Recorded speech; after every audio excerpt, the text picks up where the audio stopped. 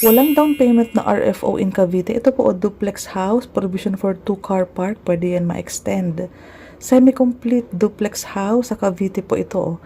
Ayan po, madami pong bintana, malaking living area, covered kitchen area with heat insulator ang mga ceiling, malaking CR, toilet and bath po yan.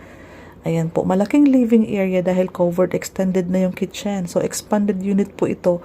RFO in Naik, Cavite. We live here po. May 2 units po kaming Pagsibol Village. Cindy Bernal Hapil.